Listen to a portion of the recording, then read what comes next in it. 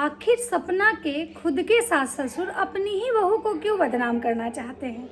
सपना के सास ससुर की वजह से ही उसकी पड़ोसी जो है उसके बारे में ऐसी फालतू फालतू बातें कर रहे हैं। क्या सपना का सिंगल मदर होना कोई गुनाह है? क्या इस दुनिया में अकेली औरत जिंदा नहीं रह सकती है? क्या इस समाज में अकेली औरत को ऐसे बदनाम किया जाता है? हेलो दोस्तों, नमस्कार। कैसे हैं आप लोग? उम्मीद कर रही हूँ आप लोग बहुत अच्छे होंगे, स्वस्थ होंगे, मस्त होंगे और अपने अपने काम में व्यस्त होंगे।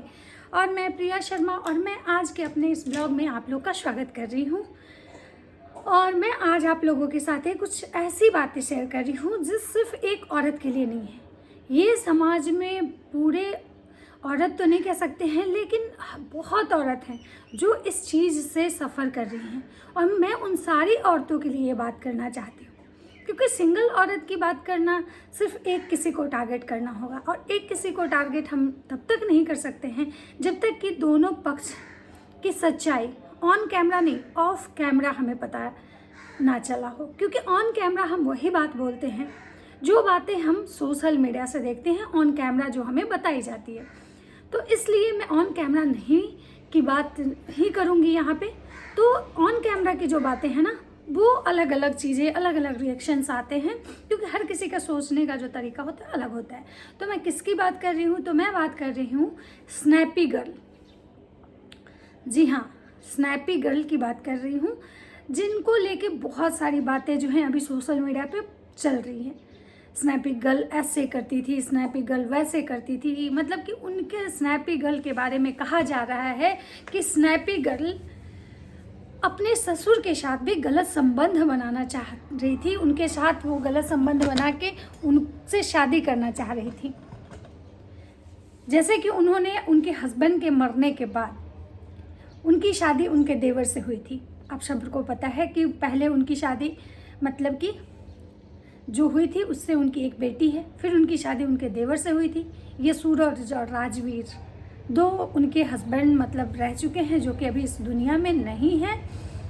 और उन दोनों से एक एक बेटी है, जिसको लेके सपना अलग रहती है, सपना अलग रहती है अपने मैके वालों के साथ। और सपना के साथ अभी तक जो कुछ भी कंट्रोवर्सी चल रही है, जो कुछ भी चीज़ें चल रही है, मैं ये नहीं कह रही हूँ कि वो 100% झूठी होंगी, लेकिन मैं ये भी कह रही हूँ कि कोई भी चीज़ 100% सही भी नहीं होगा। क्योंकि ऑन कैमरा जो चीज़ें होती हैं ना, वो 100% सही नहीं होती हैं। तो किसी को उसके बिना पे जज नहीं करना है। लेकिन हाँ, जो बातें खुल के आई हैं हम उसके बारे में बात करते हैं कि सपना पे एलिगेशन लगाया जा रहा है कि सपना अपने ससुर को प्रेशराइज करती थी कि आप मुझसे शादी कर लीजिए, और जब उन्होंने शादी करने से मना किया तो वो इनकार कर दी। पता नहीं इस बात में क्या सच्चाई है। दूसरा एलिगेशन कि सपना खुला बाल क्यों रखती है। मतलब एक विधवा औरत खुला बाल नहीं रख सकती है। सपना अपनी बेटियों को अच्छा परवरिश नहीं देगी, वो अपनी बेटियों को अपने जैसा ही बना देगी। सपना के हस्बैंड के मरने के बाद सपना हर रात रंगरलियां मनाती थी अलग अलग लोगों के साथ।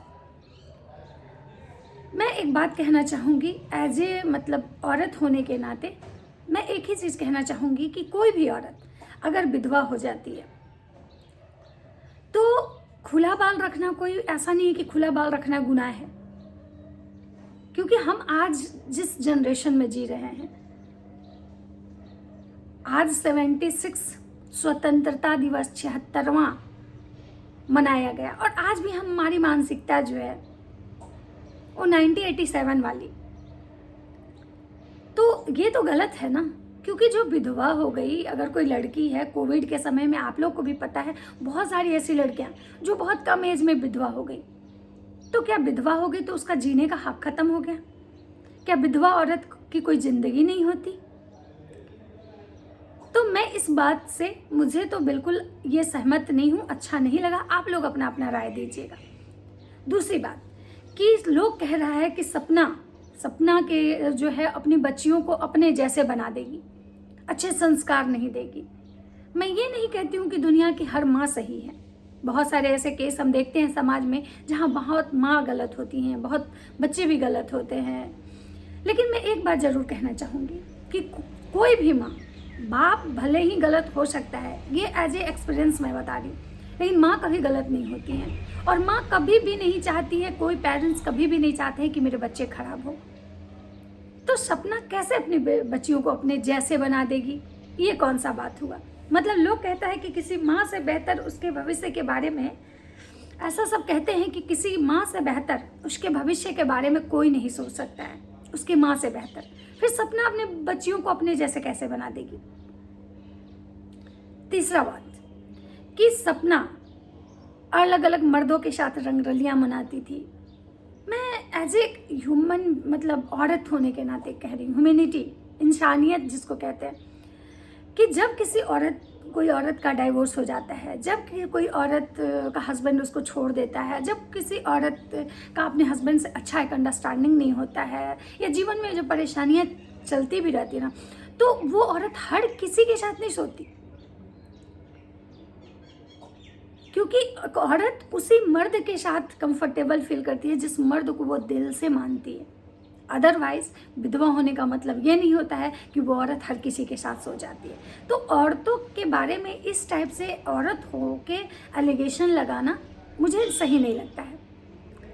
और जहाँ तक की बात है कि भाई उनके पड़ोसी ऐसी बातें करते हैं सपना के बारे में, तो मेरा एक चीज़ कहना है उनके सास ससुर से कि वो आपकी बहू है, उसके जो 2 बच्चे हैं ना, वो आपके खानदान के चिराग हैं, क्योंकि वो दोनों बच्चे आपके दोनों बेटे से हैं। तो कल अगर आप सपना पे कोई छीटाकाशी करते हैं, टोंट मारते हैं, या आप सपना को बदनाम करते हैं, तो कहीं ना कहीं आप अपने बेटे, जो आपके बेटे इस दुनिया में नहीं हैं, उनके बच्चों को भी बदनाम कर रहे हैं। क्योंकि सपना कहीं ना कहीं आपके घर से जुड़ी हुई है। एक बात हमेशा याद रखिएगा, कुछ रिश्ते जो होते हैं ना, वो मरने के बाद ही ख़त्म होते हैं। भले आप सपना को अपनाइए मत अपनाइए, दिल से अपनाइए दिल से मत अपनाइए, लेकिन हाँ इतना ज़रूर मतलब कीजिए कि भाई सपना को बदनाम मत कीजिए, क्योंकि कहीं ना कहीं सपना आपके घर की बहू है, और अपने घर की बहू को बदनाम करके मुझे नहीं लगता है कि आपको कुछ खास मिलने वाला है।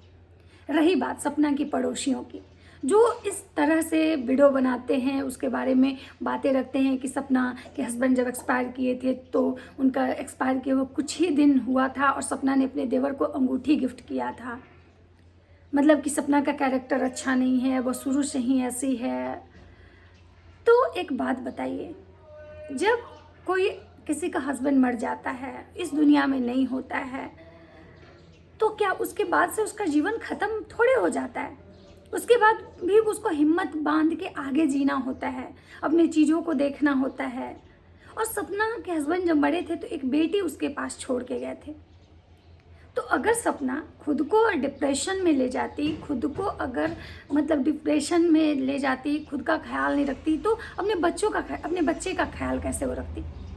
और अगर अपने देवर को अंगूठी गिफ्ट कर ही दी तो इसमें कोई बहुत बड़ा बवाल तो है नहीं। अगर उसके देवर की शादी होती, सपोज किसी और लड़की से होती कुछ दिन के बाद, तो क्या सपना उसके शादी को एंजॉय नहीं करती?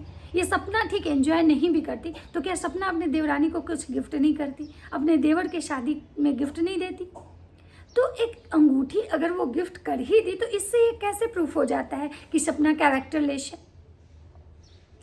और सपना के सास ससुर को सोचना चाहिए कि मेरी बहू है, मैं उसको कुछ भी बोलूं, लेकिन मेरे पड़ोसी कौन होते हैं?